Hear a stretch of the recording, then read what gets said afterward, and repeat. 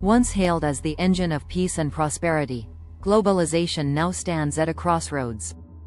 Supply chains that once crisscrossed the globe with seamless precision are unraveling under the weight of geopolitical rivalries and economic nationalism. Trade, once a bridge, has become a battlefield. As nations raise tariffs and tighten controls, security trumps cooperation.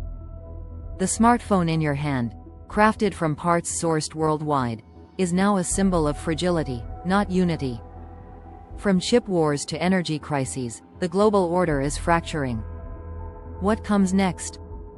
A world redefined not by shared growth, but by strategic isolation.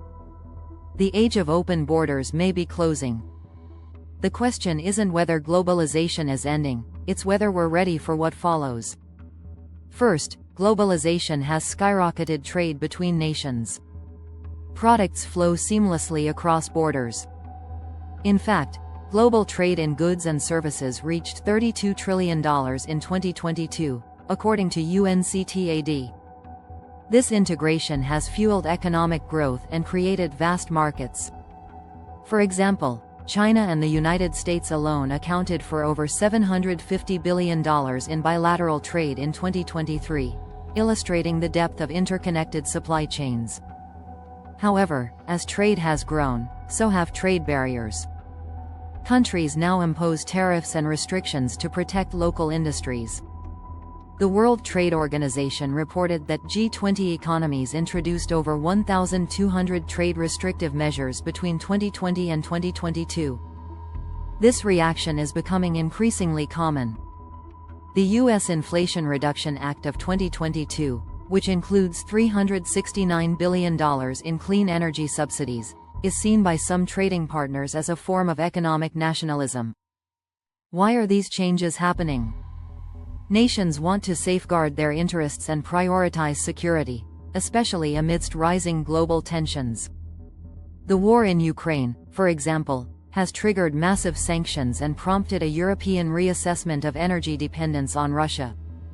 Similarly, the US-China rivalry has led to export controls on semiconductors, as both nations seek technological dominance. To illustrate this, think about a smartphone. Many parts come from different countries. Japan supplies advanced camera sensors, Taiwan produces high-end chips, South Korea provides display screens, and China handles most of the assembly. Globalization makes this possible, but if tensions disrupt trade, it could jeopardize supply chains. The 2020-2021 global chip shortage, triggered in part by pandemic-related shutdowns and geopolitical frictions, resulted in a $210 billion loss for the automotive industry alone. In summary, the end of globalization as we know it could reshape our world economy. Countries prioritize security, and this shift could redefine international cooperation. The rise of friend shoring, sourcing from allied nations, reflects this new reality. Subscribe to our channel, and submit story tips if you have insider knowledge.